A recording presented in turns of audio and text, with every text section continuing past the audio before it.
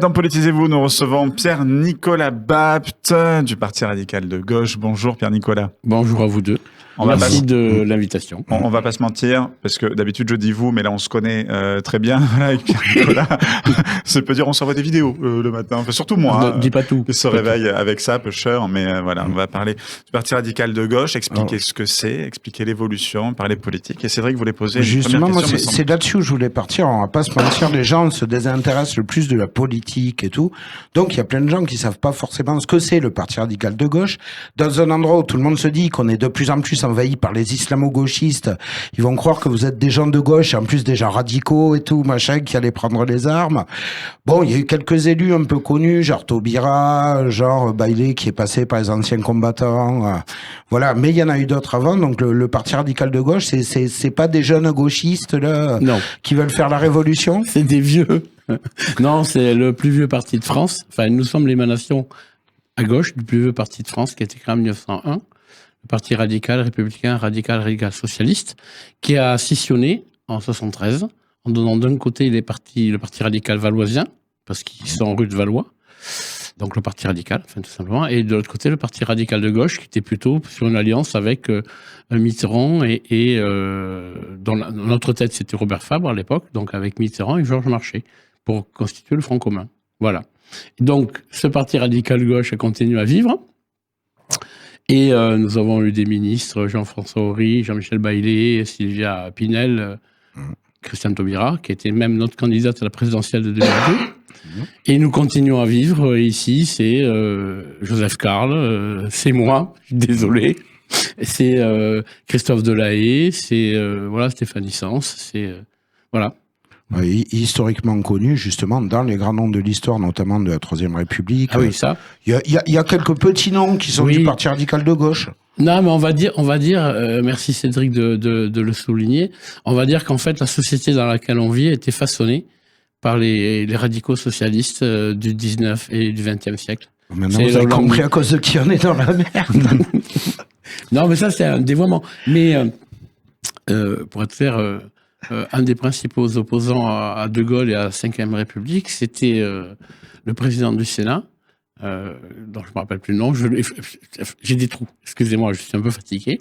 Et voilà, on s'est toujours situé dans la politique en ayant au cœur, d'où le nom radicaux, en ayant au cœur la République, une indivisible, et pas forcément d'ailleurs, plutôt girondine que jacobine. D'ailleurs, je tiens à le souligner. Et le mot radical vient de racine, en fait. Donc, pour nous, la racine, c'est la République. Enfin, une des racines, mais la racine, en fait. La grosse racine, la racine principale, c'est la République. Voilà. Là, les radicaux de gauche ont sorti une carte que n'ont pas sorti les autres. C'est qu'il y a eu des élections, il y a eu des législatives. Oui. Les gauches, les socialistes, les Verts, la France Insoumise, les communistes. Exactement. Tu peux tous les citer. Réunis autour. Alors, NUPS, puis NFP. Ouais. Au sein de la NUPS et NFP. Mais nous, pas les radicaux de gauche. Non, nous avons refusé le comité exécutif, parce qu'on a aussi une assemblée nationale interne, s'est réunie à 94%. Nous avons refusé de rentrer dans la NUPS. Et donc, nous avons présenté des candidats sur pas mal de circonscriptions, au moins pour porter un message politique qui était un peu différent de ce qui était porté par la NUPS. Et la dernière législative de 2024, nous avons considéré que nous ne voulions pas être facteur de désordre. Voilà pourquoi nous ne sommes pas présentés. Voilà. Tu es chef de file. Alors voilà. C'est une annonce. Depuis c'est une petite annonce, mais bon, voilà. Tu vas une caravane. C'est une petite annonce, je sais pas. Non, mais voilà, vous savez qu'en fait, on commence tous à préparer les municipales, quelles qu'elles soient, que ce soit à Toulouse. Enfin, de manière générale, en Haute-Garonne, sur la métropole, à Toulouse et ailleurs, parce qu'il n'y a pas que Toulouse qui est concerné. Et en fait, le bureau exécutif fédéral, donc du PRG 31, nous a désigné Joseph Carle et moi comme étant co-référents pour le Parti radical gauche, sur la métropole pour Joseph et sur Toulouse pour moi. Voilà. Ça voudrait dire une candidature parce que là, comment ça se passerait? C'est quoi comme métier co-référent? Voilà. Alors, co-référent, en fait, si tu veux, il faut bien des gens qui parlent pour le Parti radical de gauche, un peu des autochtones, on va dire ça comme ça.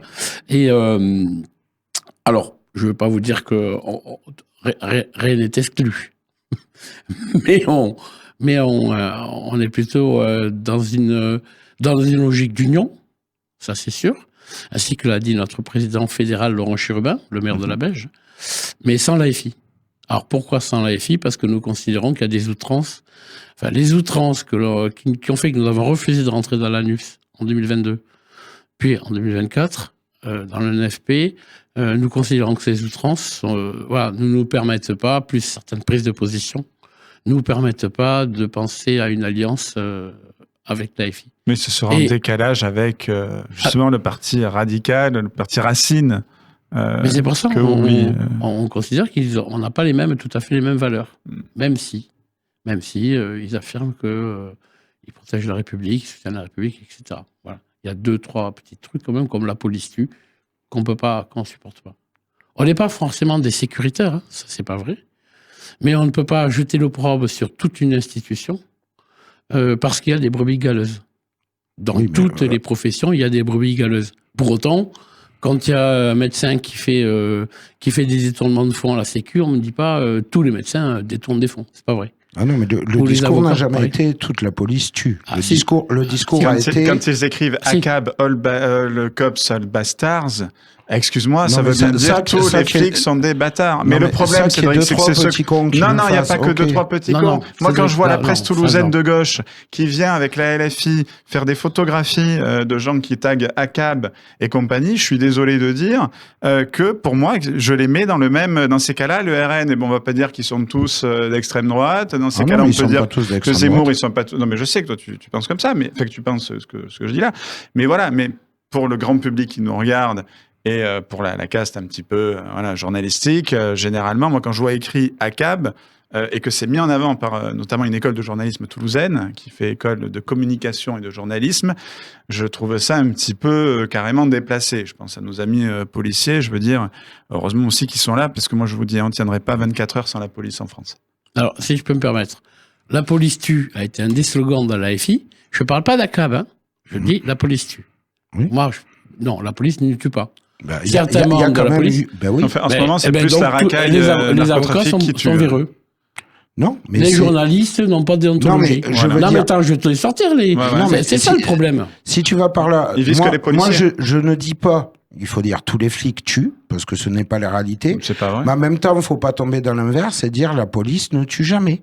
Mais personne ne dit ça. Fois où la police tue. Personne ne dit ça. Dans mes propos, tu peux le relever, on pourra remonter le fil de la vidéo si tu veux. On ne peut pas jeter l'opprobre sur une institution en prenant appui juste sur les brebis galeuses qui sont en son sein. Oui, mais c'est pas parce qu'on parle des brebis galeuses qu'on parle de tout le monde.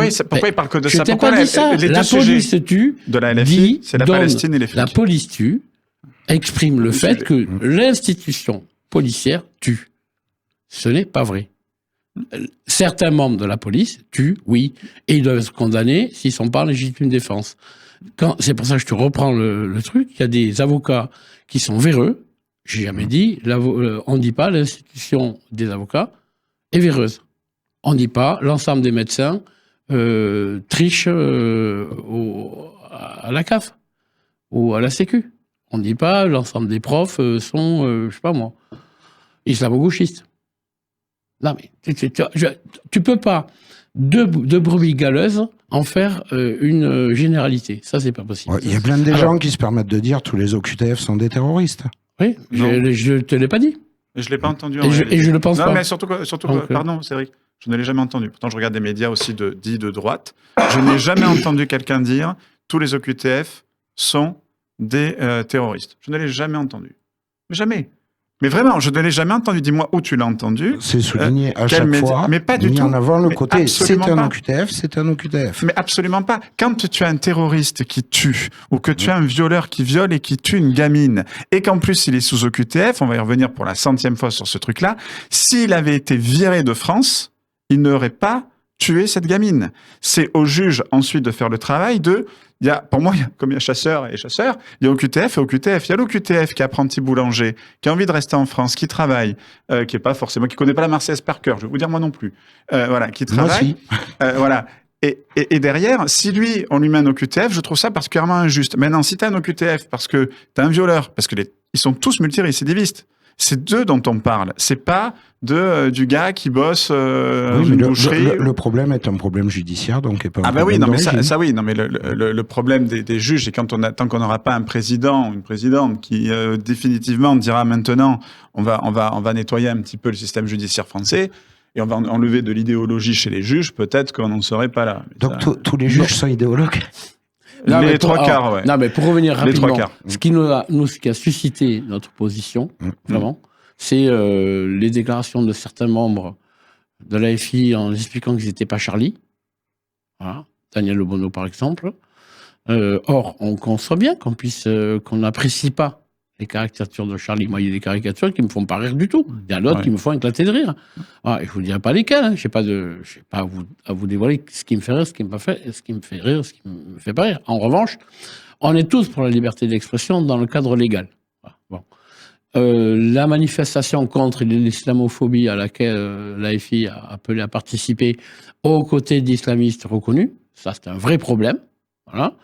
Continuons, c'est lors de l'attaque, le programme du Hamas, le communiqué originel qui a été diffusé, où on parle de forces armées palestiniennes, qui est juste le Hamas, et puis il faut voir ce qu'ils ont fait, comment ils l'ont fait.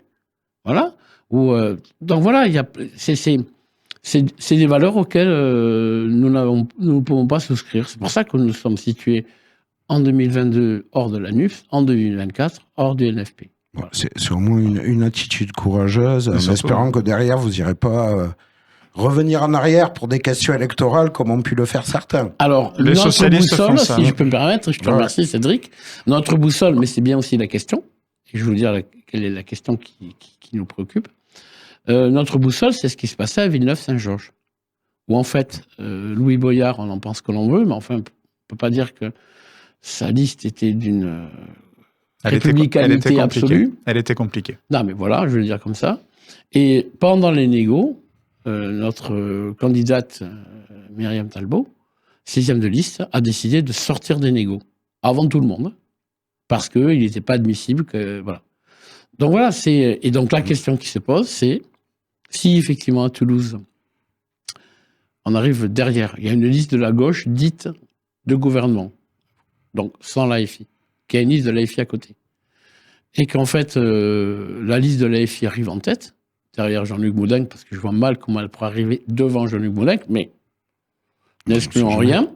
En tous les cas, au deuxième tour, qu'est-ce qu'on fait? Voilà. Moi, je serais assez pour préconiser une attitude semblable à celle qui s'est passée à Villeneuve-Saint-Georges. Mais cela implique donc que nous n'aurions pas d'élus.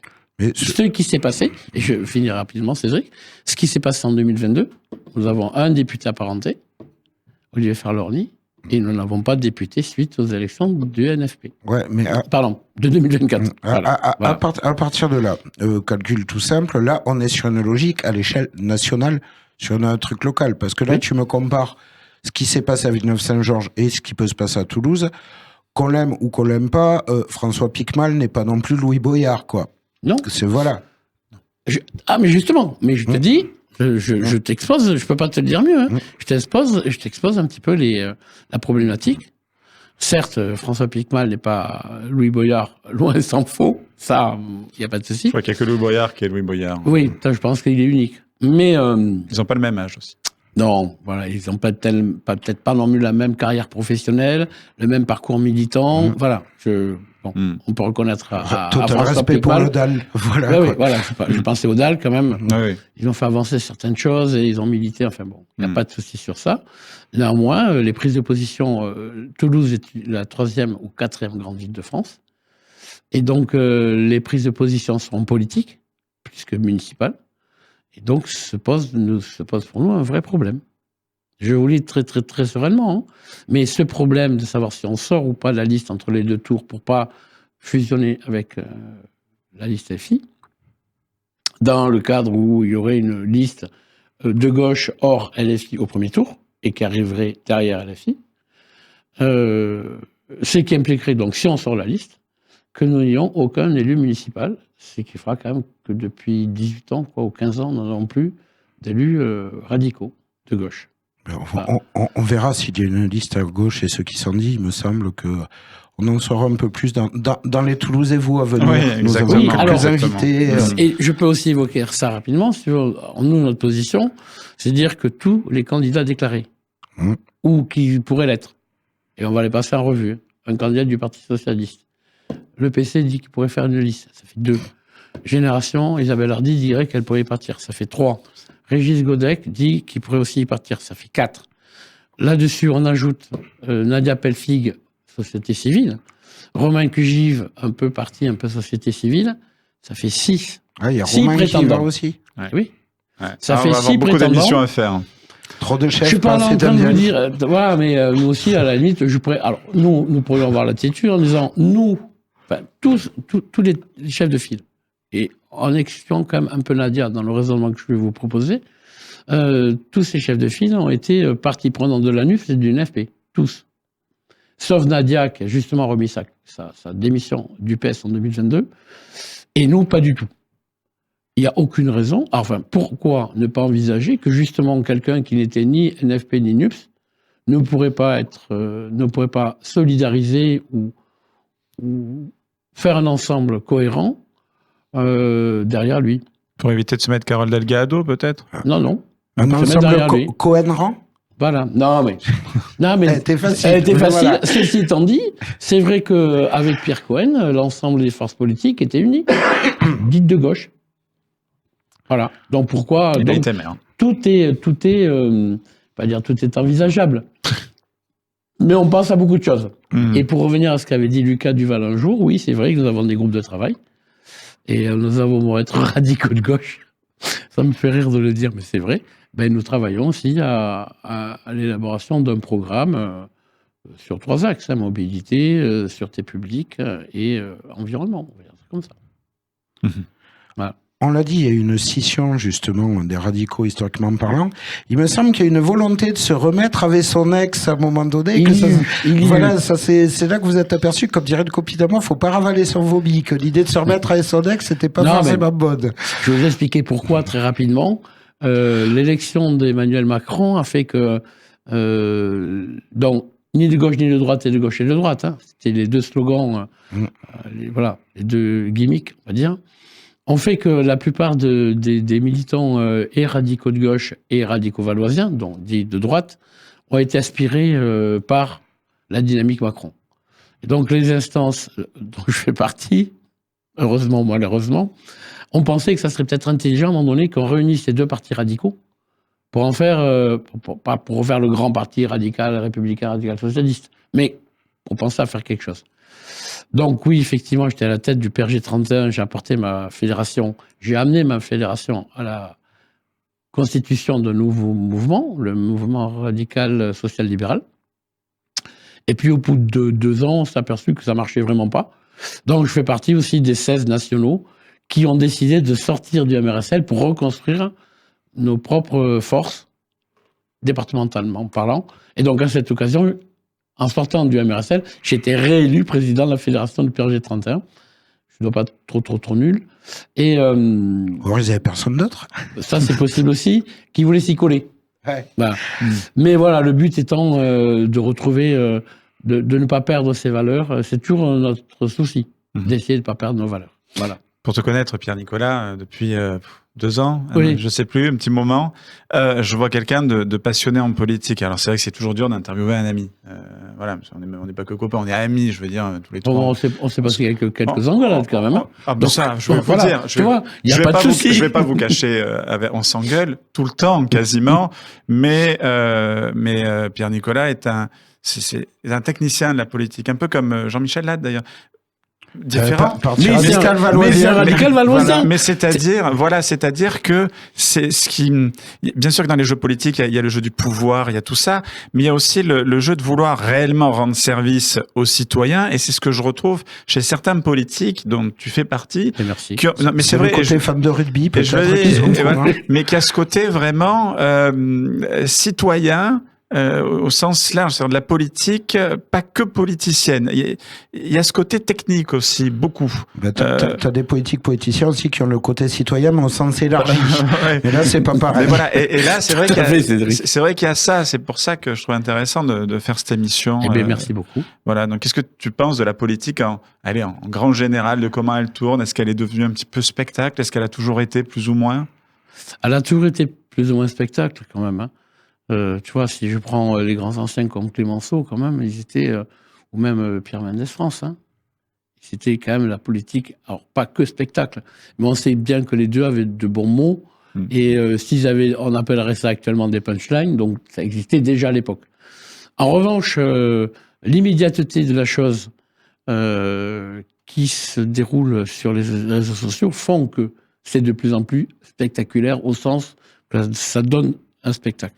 Et c'est bien ça le problème, c'est qu'en fait, on a tous et toutes, dont moi, on n'a pas forcément le temps de prendre le recul nécessaire pour avoir une position, je dirais pas modérée, mais réfléchie. On peut avoir une position modérée, ça c'est une chose, mais réfléchie, c'est encore une autre chose. Tu peux avoir une position très dure, mais réfléchie. Tu comprends ce que je veux dire? Voilà. Et enfin, je ne sais pas si je m'exprime bien. Et je trouve que c'est les réseaux sociaux ont dévoyé la vie de chacun d'entre nous, mais la vie publique, la vie politique, la vie privée. Et donc oui, c'est un spectacle permanent. Et c'est vraiment dommage parce que quand tu parles d'élus, moi j'ai toujours cette maxime et que Cédric connaît, mais qui des fois lui hérisse le poil. Si tu t'intéresses pas à la politique s'intéresse à toi. Et ça, c'est le problème, c'est que si on s'intéresse pas à la politique parce qu'on la trouve trop spectaculaire, trop ceci, trop cela, trop machin, trop surjouée, peut-être même des fois, quand même, à la fin du fin, c'est quand même les politiques qui prennent les lois. Voilà. Et qui te les font appliquer sur ton cas perso. Ça va être à nous de leur rappeler qu'en fait, c'est nous, quelque part, qui sommes, on va dire, la DRH, la Direction des ressources humaines. Et oui. Pour terminer, peut-être Après, ouais, juste un dernier truc rapide, justement, niveau politique. Moi, l'impression que ça me donne, et je suis pas le seul, c'est qu'on se retrouve avec un double phénomène. Le phénomène de je veux faire gagner mon camp, sans penser aux idées qu'il y a derrière. Et il y a certains politiques, on a l'impression que c'est vraiment, ils font, on va dire de la politique Twitter ou de la politique au journal, en mode, tiens, on va ouvrir, alors quel fait divers est là? Le fait divers faisant diversion, comme le disait si bien Bourdieu. Ah tiens, on va mettre ça en avant, comme ça, on va être populaire, quoi. Et bon, c'est... Et du coup, tu n'as pas de réflexion réfléchie. Tu vois, c'est ce que, tu vois, tu reviens sur je préfère à la limite avoir un mec du Rassemblement National en face qui va me dire, voilà, moi je suis raciste, je considère qu'il y a trop d'immigrants en France et tout. Parce que je suis pas d'accord, mais on peut débattre. Il y a un truc. Ça m'arrive encore ce week-end d'ailleurs. Et la dernière question, peut-être, je sais pas si c'était toi qui l'avais trouvé, donc de Toulouse. Tu veux que je la fasse moi? On peut la faire en même temps. Vas-y, je te laisse la faire là. Je te sens. Cédric avait trouvé, chef de file à Toulouse. On est dans Toulouse et vous. Qu'est-ce que c'est le Toulouse ou la Toulouse de Pierre-Nicolas Bapt? Toulouse et vous. En fait. Ouais, c'est vrai. Ouais. C'est une ville apaisée. Alors ça va être dépensif sûrement, mais j'assume. C'est une ville apaisée au sein de laquelle l'ensemble des citoyens, je ne parle pas des communautés, se retrouvent derrière un chef de file, quel qu'il soit, en l'occurrence le maire ou les conseillers municipaux ou les conseillers départementaux.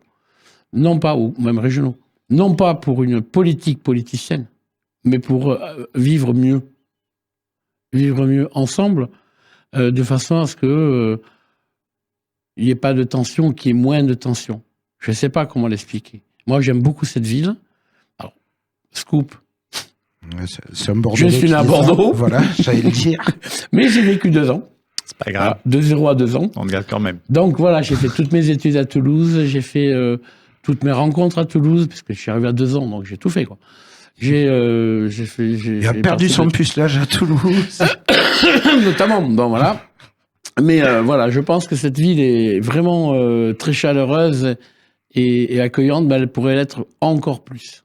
Voilà. Et le but, c'est que c'est pas on n'est pas dans le festival de Oui Oui, hein, où on se dit ouh là là, ou des bisounours, ouh là là, ouh c'est que ça, c'est merveilleux. Non, tout n'est pas merveilleux, mais je pense que il faut vraiment qu'on arrive à ce que notre ville soit plus chaleureuse, plus bienveillante. Je ne parle même pas d'inclusivité, parce que je trouve ça... Mais c'est techno-inclusif. Mais voilà, plus chaleureuse, plus bienveillante, plus fraternelle, de façon à ce que l'ensemble des habitants, citoyens et non-citoyens, au sens légal du terme, puissent se retrouver et avoir plaisir à se côtoyer. Voilà. Ouais, comme le diraient certains élus, paradje et convivencia. Et convivencia, exactement. Voilà. Merci. Mais je n'irai pas piquer les idées des autres. Mais vous savez aussi que je suis régionaliste. Non, mais donc ça me parle totalement. Ce que vous dites. On précise, je suis sympa, je l'offre gratos pour les élus qui nous écoutent, ça se dit paradje et convivencia. Voilà. Et calandrette. Voilà. Pour les écoles occitanes et pas calandreta. C'est très pénible. Merci Pierre-Nicolas Bapt. Vous avez vu que j'ai évité de prendre ces termes pour passer pour un ignorant. Pierre-Nicolas Bapt, chef de file des radicaux de gauche. Merci d'avoir été avec nous dans Toulouse et vous. Et on passe à la suite. C'est tout de suite après ce jingle.